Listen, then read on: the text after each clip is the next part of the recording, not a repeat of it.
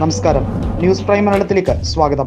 Enforcement ഡയറക്ടറേറ്റും കസ്റ്റംസും അഴിഞ്ഞാടുന്ന കാലഘട്ടമാണ് ഇപ്പോൾ ഉള്ളത്. നികുതിക്കൊള്ള, ഇടത്തരം വ്യവസായികളെ ഇഴിഞ്ഞ് കോർപ്പറേറ്റുകളെ മാത്രം സംരക്ഷിക്കുന്ന നടപടിക്രമങ്ങൾ തുടരുകയാണ്. ഇത് പറഞ്ഞത് റിസർവ് ബാങ്ക് തന്നെയാണ്.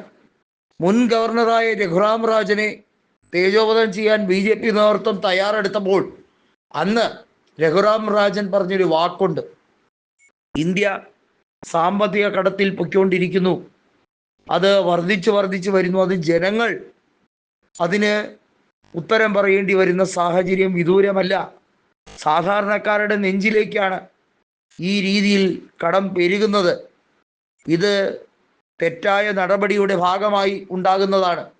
2014 നരേന്ദ്രമോദി അധികാരത്തിലേക്ക് എത്തിയതിന് ശേഷമുണ്ടായ കടക്കണിയുടെ കൃത്യമായിട്ടുള്ള വിവരക്കണക്കുകൾ പാർലമെന്റിൽ പ്രതിപക്ഷം ചോദിക്കുമ്പോൾ അത് 2 ലക്ഷം കോടി കവിഞ്ഞുകൊണ്ട് ഈ രാജ്യത്തെ മൊത്തത്തിൽ മുക്കുന്ന, കടത്തിലാഴ്ത്തുന്ന രീതിയിലുള്ള വലിയ ക്രമക്കേടുകളുമായി മുന്നോട്ട് പോവുകയാണ്. BJPയുടെ അക്കൗണ്ടിലെ പണം, അതിന് വല്ല കുറവുണ്ടോ?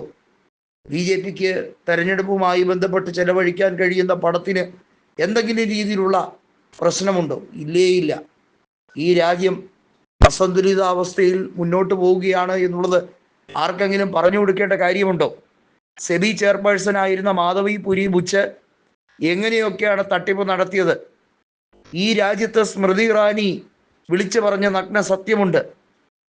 എങ്ങനെയാണ് BJPയുടെ പണം വർദ്ധിക്കുന്നത്? അവരുടെ അക്കൗണ്ടുകളിലേക്ക് എങ്ങനെയാണ് വരുന്നത്? വിദേശ നിക്ഷേപം എങ്ങനെയാണ് BJP സ്വീകരിക്കുന്നത്? ഫെമ ചട്ടങ്ങളെയൊക്കെ ലംഘിച്ചുകൊണ്ട് എങ്ങനെയാണ് നടപടിക്രമങ്ങൾ നടത്തുന്നത്?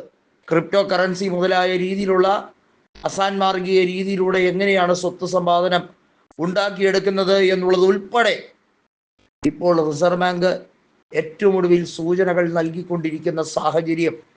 അതാണ് ഈ രാജ്യത്തെ ഏറ്റവും ഭീമമാകുന്ന, അല്ലെങ്കിൽ ഭീതിയോടെ ജനങ്ങൾ കാണുന്ന സത്യം എന്നത്. ഡോക്ടർ മൻമോഹൻ സിംഗ് സാമ്പത്തിക പരിഷ്കർത്താവ് തന്നെയായിരുന്നു എന്നുള്ളതിന് യാതൊരു തർക്കവുമില്ല. 2004 മുതൽ 2014 വരെ അദ്ദേഹം എടുത്തിരിക്കുന്ന സാമ്പത്തിക മാർഗങ്ങളെക്കുറിച്ച് അവബോധമുള്ള ഏതൊരു വ്യക്തിയും അദ്ദേഹത്തിൻ്റെ ഭരണം ദുഷ്ഭരണമാണെന്ന് പറയുകയില്ല.